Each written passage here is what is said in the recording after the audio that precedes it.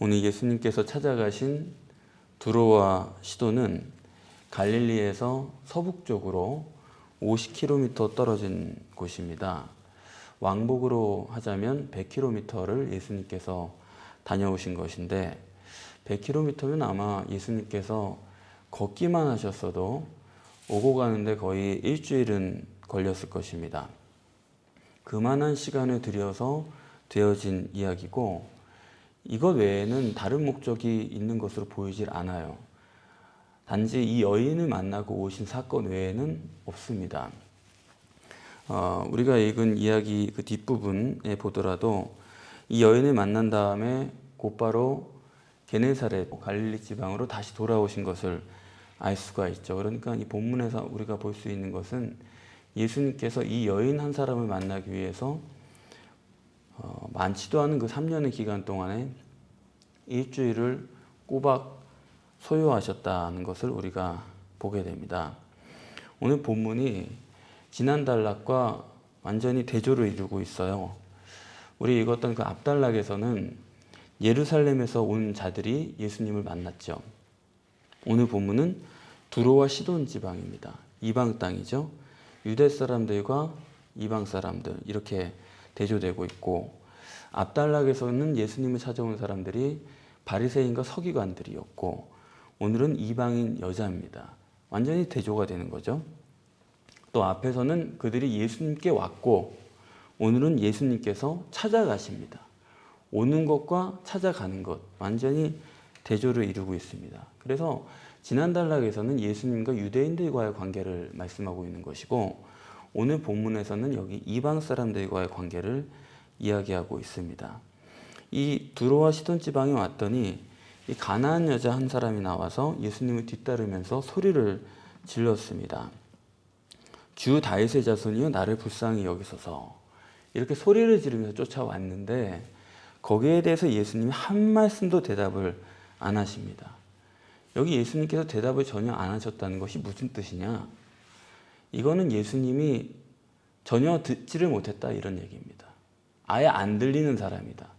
그런 얘기를 보여주는 거예요. 무슨 말이냐? 이방인은 있기는 있는데 없는 존재입니다. 이방인은 안 들리고 안 보이는 존재라는 것을 말씀하고 있는 겁니다. 저는 이걸 체험했거든요. 예루살렘에 그 성지순례 갔을 때 거기서 그 안식일을 겪었는데 호텔에서 이제 저 혼자 묵는 거죠. 그런데 물이 없더라고요, 호텔에. 그래서 물을 한 잔 마셔야겠다 찾는데 거기 안식일이니까 유대인들이 그 호텔에 꽉 차 있습니다. 거기 와서 안식일을 지키니까요. 그런데 뭐 좀 물이 어디 있냐고 물어보려고 그러는데 뭐 호텔도 다 쉬어요. 그냥 로비고 뭐고 다 쉬는데 꽉 차 있는데 아무도 나를 못 보는 거예요. 정말 그 신기합니다. 유대 사람들이 이스라엘 사람들이 저를 인식조차 못해요. 눈 마주치는 사람이 하나도 없는 거예요. 정말 신기한 거예요. 그게. 그러니까 아예 그 사람들은 이방인 하면 안식일에 대화를 하면 안 된다. 이게 완전히 훈련이 돼가지고 벌써 먼 발치에서 저를 아는 것 같아요. 그래가지고 눈이 한 사람도 아주 마주치질 않습니다. 그래서 결국에는 로비에서 수백 명이 있는데 거기서 확 떠들고 자기들끼리 얘기하거든요. 거기서 만나는 사람은 마주치지 못하니까 아니 꼬마 애기들도 저를 못 봐요. 아예. 야 정말 신기하다. 제 방으로 10몇 층이었는데 다시 돌아갔는데 거기서 청소년 여자아이 하나가 그래도 말을 걸어주더라고요. 그래가지고 물이 어딨냐 그랬더니 저 밖에 어디 가가지고 거기 세븐일레븐이 있는데 거기서 사 먹어야 된다는 거예요. 그렇게 해가지고 물을 한 잔 얻어 마신 적이 있는데 그만큼 유대인들은 이방 사람들을 아예 보지를 않는 실제로 있는 존재로 여기질 않습니다. 그게 여기서 예수님께서 한 말씀도 대답을 안 하셨다는 바로 그 얘기예요. 심지어 이방 사람들을 개라고 말하고 있죠. 떡을 개에게 줄 수가 없다. 이거 우리가 잘 이해를 해야 되는데 이방 죄인이라고 하니까 우리는 그냥 종교가 다르고 또 죄인이니까 이방 사람들은 유대 사람들보다 뭐 윤리 도덕적으로 죄가 더 많고 뭔가 생활이 더 바르지 못하고 그렇게 이해를 하기 쉬운데, 그래서 이방 사람들과 교제를 하지 말아라 그렇게 우리가 이해하곤 하는데, 왜 이방 사람들이 안 보이는 존재고 왜 안 보여야 되냐? 그건 교제하지 않기 위해서 안 보이는 존재거든요. 왜 이방 죄인은 그렇게 안 보이는 존재로 취급을 하느냐? 왜 상대를 안 하려고 하느냐? 구약 성경에서 말하는 이방 사람들이라는 것은 가시적으로 나타난 사탄입니다. 그렇기 때문에 안 보고 안 만나려고 하는 거예요. 가나안 7족속을 왜 멸하려고 했느냐? 그거 그냥 그 사람들이 뭐 미워서 뭐 종교가 달라서 그런 얘기가 아닙니다. 그러니까 그 사람들은 눈에 보이는 사탄이에요. 므낫세의 죄로 남유다가 멸망을 하게 되는데, 그 멸망 죄는 윤리도덕적인 문제가 아니고 우상숭배였습니다. 우상이란 게 뭐냐? 눈에 보이는 사탄입니다. 그러니까 유대 사람들에게 있어서 이방 죄인이라는 것은 하나님이 없는, 다시 말하면 사탄이죠. 하나님과 교제가 안 되는 그런 존재, 영적인 사탄, 눈에 보이는 가시적인 그런 마귀를 뜻하는 것입니다. 그래서 유대 사람들은 이방 사람들을 취급을 안 하고 그건 개다, 저건 우리랑 똑같은 존재가 아니다, 그렇게 보는 의미가 있어요. 여기서도 예수님께서 가나안 여자를 개라고 표현했는데 이건 유대 사람들의 일반적인 정서죠. 그러나 이 여인이 개라고 표현되어 있지만 여기서도 그렇죠. 무슨 윤리도덕적인 죄가 있다는 얘기는 아닙니다. 우리 앞단락에서 손을 씻고 먹느냐 씻지 않고 먹느냐, 그게 이제 죄의 문제가 아니고 그건 하나님과의 관계에서 정하냐 부정하냐의 문제거든요. 그게 손 씻었다 안 씻었다 그걸로 죄가 확정되는 게 아니죠. 그걸로 하나님과의 관계가 되는 사람이냐 안 되는 사람이냐, 그걸 상징하는 것처럼 같은 논리로서 이 여인은, 이 개라는 것은 하나님과의 관계가 전혀 불가능한 이방죄인이다라는 걸 말하는 겁니다. 무슨 이 여자가 간음죄를 졌다거나 도둑질을 했다거나 그런 도덕적인 죄가 있다는 걸 꿰뚫어 본 게 아니고, 어디까지나 이방죄인이고 개라는 것은 도저히 하나님과의 관계가 불가능한 존재고, 그렇기 때문에 우리랑은 상대가 안 되는 그런 존재다라는 것을 말하는 것이고, 상대해서도 안 되는 그런 가시적인 마귀예요. 멸망시켜야 될 존재라고 보는 것입니다. 그러니까 이방인을 죄인으로 취급하는 이유는 그것은 종교적인 문제라든가 윤리 도덕적인 하자가 있기 때문이 아니고, 어디까지나 하나님과 교제할 수 없는 사람. 반대로 이스라엘이라는 건 누구냐? 하나님과 교제할 수 있는 사람이기 때문에 의인이에요. 여기서 의인과 죄인이 갈리는 겁니다. 윤리 도덕적인 문제가 아니에요. 어떤 종교를 갖고 있느냐 그것도 아닙니다. 하나님과 교제할 수 있으면 의인이고 하나님과 교제할 수 없으면 죄인이 되는 것입니다.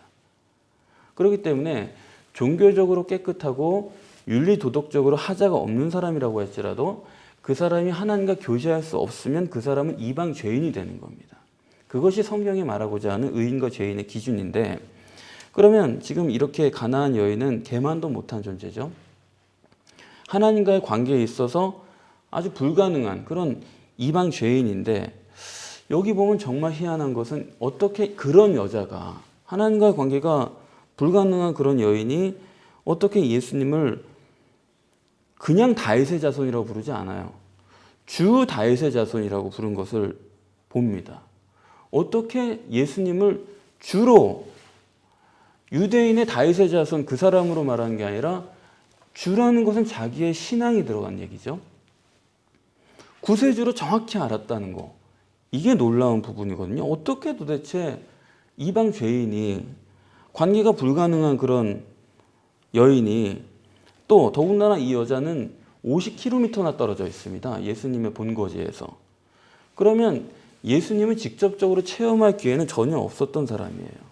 그런데 어떻게 이 여인이 예수님에 대해서 마치 체험이나 깊이 한 사람처럼, 마치 하나님과의 관계를 잘한 사람처럼 주 다윗의 자손이요, 자기의 신앙 고백을 할 수 있느냐 하는 것이 이 본문의 참 의문스러운 점이죠. 이런 점에서 지금 본문에서 이 여인은 제자들과 대비되고 있습니다. 이 여인이 지금 50km나 떨어져 있었고 하나님과의 관계가 거의 불가능한 그런 이방 죄인임에도 불구하고 예수님을 주 다윗의 자손이여라고 할 동안에 지금 제자들이 어때요? 제자들이 그동안 예수님과 같이 다니면서 설교 듣고 기적 보고 실제 직접 자기의 기적을 행하기도 하고 복음을 전하기도 하고 능력을 행하기도 한 그런 제자들인데, 그래서 전단락에서 보면 풍랑이를 걸어오는 예수님을 만나면서 깜짝 놀라면서 정말 저분은 하나님의 아들이로구나, 메시아로구나, 그런 말까지 했던 사람들인데, 여러분 이 본문을 어떻게 읽으셨는지 모르겠지만 제가 보기엔 그래요. 지금 예수님, 저 뒤에 저 여자가 쫓아오면서 소리를 지르는데 좀 보내세요. 지금 이걸 보면 이 제자들은 도대체 예수님을 전혀 메시아로 안 보는 겁니다. 이거 지금 예수님께 훈계하고 잔소리하는 거예요. 예수님 왜 저거 안 돌아봅니까? 저 좀 처리를 하세요. 아주 시끄러운데. 그런 얘기를 하고 있는 거예요. 아니 예수님을 메시아로 믿는다 그러면 저렇게 소리를 지르는데도 한 말씀도 대답을 안 하고 전혀 모른 채 지나가시는 것을 보면서 예수님이 무슨 뜻이 있으신가 보다, 깊은 무슨 의도가 있으신가 보다, 최소한도 그래야 되는 거 아닙니까? 여기서 왜 안 보내느냐고 지금 훈계를 하고 있는데, 그러니까 예수님을 이렇게 체험하고 당연히 메시아로 알아봐야 되고 그 앞에서 조심스럽게 행동해야 될 그런 사람들은 지금 예수님 앞에 함부로 훈계를 하고 있고, 저 50km나 떨어져 가지고 예수님을 체험했기에도 전무한 그런 사람이 예수님을 메시아로 알아보더라는 것입니다. 이거 본문에서는 또 대조하고 있는 거예요. 도대체 어떻게 해서 이 여인이 그렇게 할까요? 정말로 놀랍죠. 유일한 이유는 뭐냐면 사람들은 그럽니다. 뭐 어떤 이유가 있을 것이다. 추측은 해요. 신학자들이. 이런저런 이유로 그렇게 고백할 수 있었을 것이다. 물론 그럴 수 있죠. 그러나 그런 지식과 경험을 전해 들었다 하더라도 이 여인이 그분을 주 다윗의 자손이여라고 고백할 수 있는 것은 시공을 초월한 성령의 역사가 아니고서는 불가능한 것입니다. 그렇지 않습니까? 예수님이란 분이 이런 일을 하셨대. 그걸 누가 전해줄 수는 있겠지만 그분을 메시아로 알아보고 주님이라고 고백할 수 있는 것은 성령의 역사 외에는 설명이 안 되는 것이고, 하나님과의 관계가 전무할 수밖에 없는 이 가나안 여자가 예수님의 이야기만 듣고서 예수님은 메시아로 안다는 것은 그거 외에는 전혀 불가능한 것입니다. 그렇기 때문에 본문이 말하고자 하는 바는 이 여인은 성령이 역사하는 사람이었다라는 거죠. 왜 이 사람에게 그렇게 성령이 역사할 수 있었나 하는 것이 오늘 우리가 본문에서 얻을 수 있는 핵심적인 내용입니다. 이 여자가 이렇게 예수님께 온 내용은 왜 어떤 이유로 왔나요? 자기의 병 때문에 왔으니까, 자기 딸의 병 때문에 왔습니까? 딸의 병 때문에 온 거예요. 그러면 최소한도 딸의 병 때문이면 마가복음 9장인가요? 거기 예수님께서 제자들과 산에서 기도하고 내려오셨더니 한 아버지가 자기 아들이 귀신 들렸다고 예수님께 그 아이를 데려온 장면이 있죠. 그러면 최소한도 자기 딸의 병을 고치기 위해서라고 한다면 자기 딸을 데리고 와야죠. 여러분들 같으시면 어떻게 하시겠어요? 그 딸을 직접 데려와서 예수님께 안수를 받도록 하는 게 확실합니까? 아니면 그 딸은 집에 놔두고 그냥 나 혼자 와가지고 내 딸 얘기를 하는 게 더 낫겠습니까? 여러분 어떻게 하시겠어요? 아니면 최소한도 뭐 딸을 집에 놔뒀으면 야이로처럼 우리 딸에게도 좀 같이 가시자고, 가서 안수 좀 해달라고 그렇게 하는 게 확실하지 않겠어요? 그런데 이 여자는 내 딸을 도와달라는 것도 아니에요. 여기 본문에 보면 내 딸을 도와주셔서도 아닙니다. 나를 도와달라는 거예요. 내 딸이 귀신 들렸는데 나를 도와달라, 자기를 도와달라는 겁니다. 이것이 본문의 가장 중요한 핵심이에요. 바로 이것을 두고 예수님께서는 대단한 믿음을 가진 여자라고 말씀하신 것입니다. 그 말은 뭐냐면 자기 딸의 귀신 들린 원인이 나를 도와달라 했기 때문에 그 문제의 원인은 자기라는 것입니다. 우리는 가시적인 결과에 집중하기 때문에 딸이 귀신 들렸으면 딸의 문제라고 생각을 해요. 귀신 들린 문제라고 생각을 해요. 그런데 영적인 세계에서는 결과는 중요한 게 아닙니다. 원인이 중요한 겁니다. 원인을 볼 수 있어야 영적인 사람이에요. 모든 것 원인에서 생각을 하고 원인을 발견할 수 있어야 영적인 시야가 있는 사람인데, 그러니까 결과로만 보는 사람은 영적인 사람이 전혀 못 되는 거예요. 결과만 가지고 자기 해석이지 원인은 모르는 겁니다. 원인을 볼 수 있어야 되는데, 앞단락에서 종교는 뭐라 그래요? 씻지 않은 손을 가지고 결과만이 문제인 거예요. 왜 손 안 씻었냐? 그러나 예수님은 뭐라고 그러세요? 입으로 들어가는 것이 문제가 아니고 원인은 마음의 문제다. 원인에 대해서 그건 심령의 문제다. 그 말씀을 하시는 겁니다. 그러니까 이 여인의 원인은 나를 도와달라. 그렇기 때문에 귀신 들린 딸의 그 문제가 아니에요. 원인은 나에게 있습니다. 이 딸이 지금 이런 문제가 있는 것은 내게 원인이 있는 것입니다. 그러니까 결과는 귀신 들린 딸이지만 원인은 나에게 있다. 원인을 볼 줄 아는 여자였다는 겁니다. 그만큼 영적이에요. 그런가 하면 예수님께서 이 여인을 개라고 부르셨는데, 예수님께서 이방 여인이니까 유대 사람들의 그런 통상적인 개념을 따라서 개라고 부르시는구나. 아니에요. 예수님 왜 그러셨을까? 그런 의문이 필요 없는 게 통상적 개념을 따라서 개라고 부르신 게 아닙니다. 우리 앞단락에서도 봤지만 예수님은 육신에는 관심이 없어요. 겉으로 드러난 사람들의 그런 통념에는 관심이 없습니다. 여기서 개라는 것은 그 여인의 심령을 말하는 거예요. 가나안 사람이기 때문에 개라는 게 아닙니다. 예수님이 그 심령을 꿰뚫어 보시고 너는 개다. 거기에 대해서 이 여인은 네, 제가 개입니다. 뭐냐? 내 심령이 개라는 걸 아는 사람이에요. 그게 중요한 겁니다. 내 마음속에 있는 모든 악한 생각을 아는 사람이에요. 어느 누구든지 구원을 받기 위해서는 자기 심령에 관심이 있어야 됩니다.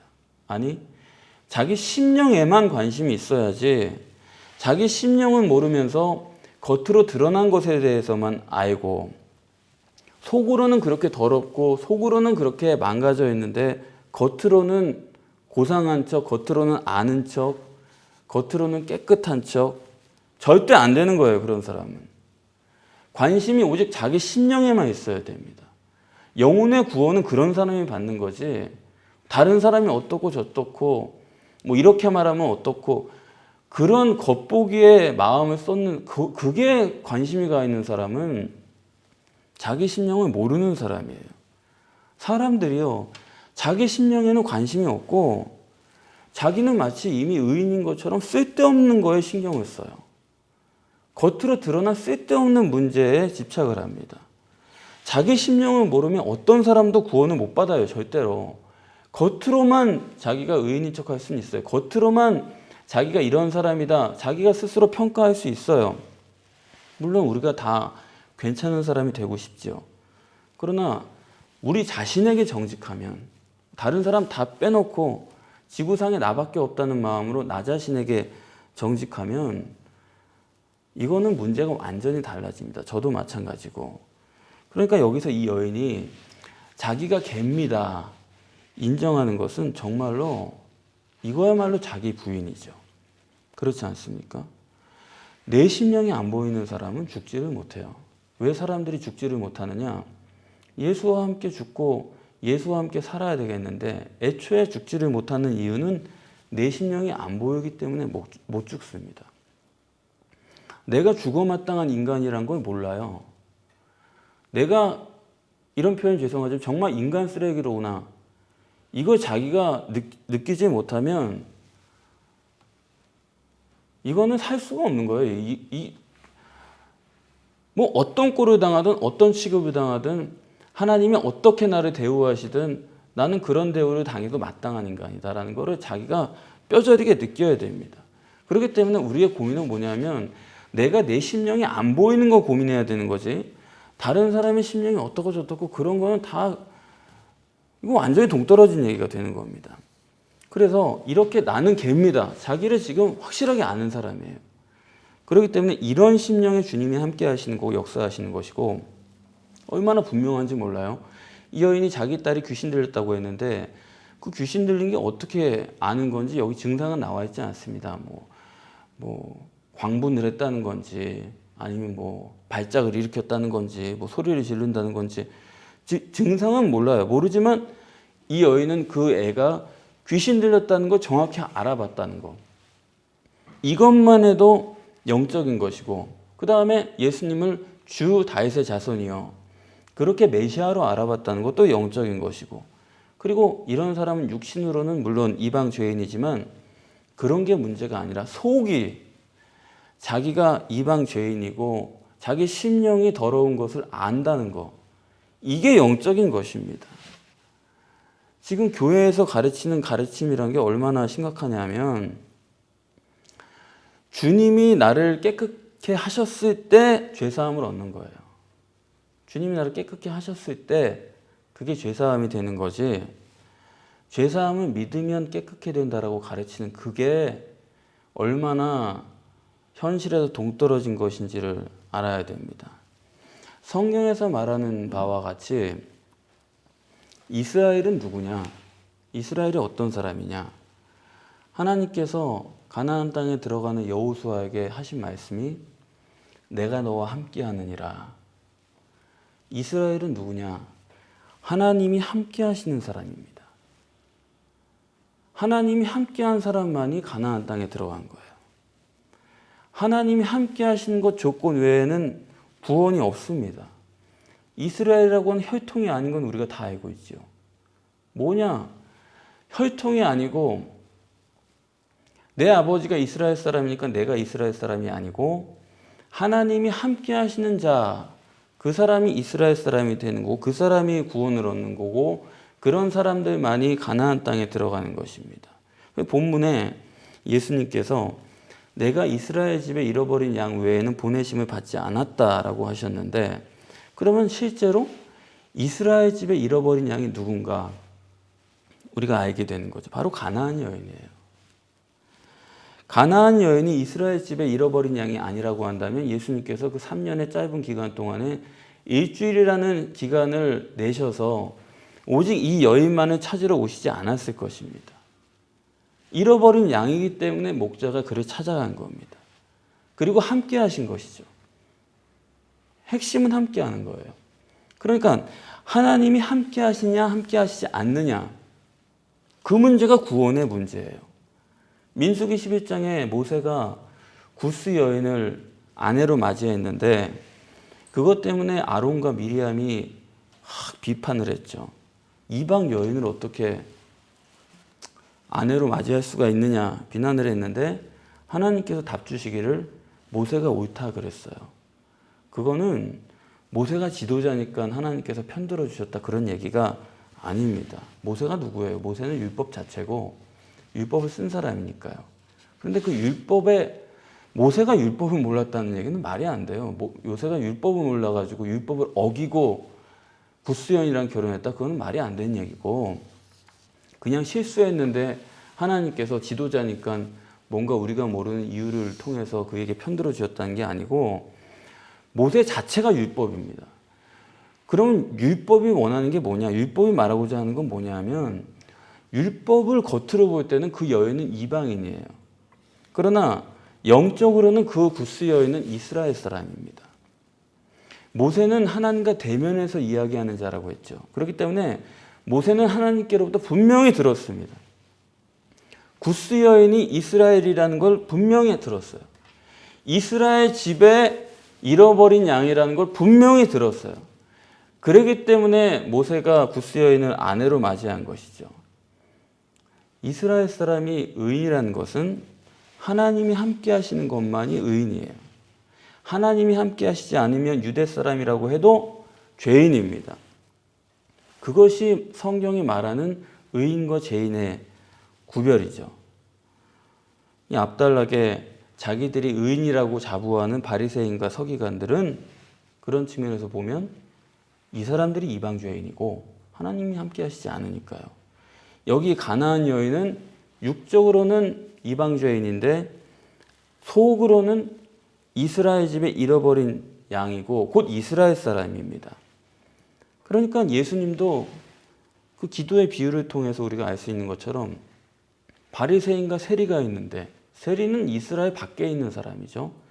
아니 이방인보다 나쁜 사람입니다. 그런데 그 기도에서 가슴을 치면서 하나님을 우러러보는 그 세리의 편을 예수님께서 들어주신 거죠. 바리새인은 아니라는 거예요. 세리만이 이스라엘 사람이라는 것입니다. 그러므로 성경이 말하는 구원론이라는 것은 절대로 피로 죄사함 받는 게 아니에요. 하나님이 함께 하시는 사람이 구원을 받는 것입니다. 하나님이 함께 하시고 이 세상에서의 하나님의 영이죠. 성령이 함께 하시고 성령으로 거듭난 사람만이 이유 불문하고 하나님의 자녀요 구원받은 사람입니다. 그런 자녀를 찾기 위해서 수많은 사람이 따르는 걸 예수님은 그거는 실제가 아니기 때문에 전지전능하신 예수님께서 볼 때는 그렇기 때문에 그런 실제적인 이스라엘 집에 잃어버린 양을 찾기 위해서 일주일을 소비하신 거예요. 그 일주일을 전력 투구해서 이 여자 하나를 만난 겁니다.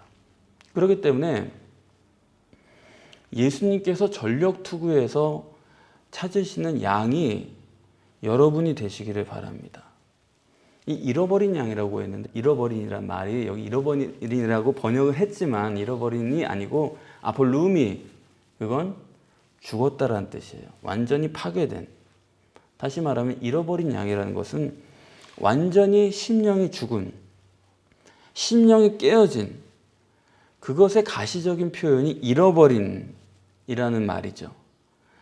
사람 앞에서 나를 세우지 말고 주님 앞에서 완전히 엎드린, 그냥 죽어버린, 예수님의 구원이 아니고서는 살아날 길이 없는 그만큼 절실한 모든 것을 걸고 모든 것을 바꿀 수 있는 그만큼의 자기 부인의 심령, 그 사람은 예수님께서 찾으시는 것이고 그런 사람은 반드시 이스라엘의 잃어버린 양이 되어 목자와 함께 있게 될 것이고 죽었다가 살아나는 부활을 그런 사람이 얻게 되는 것입니다. 기도하겠습니다.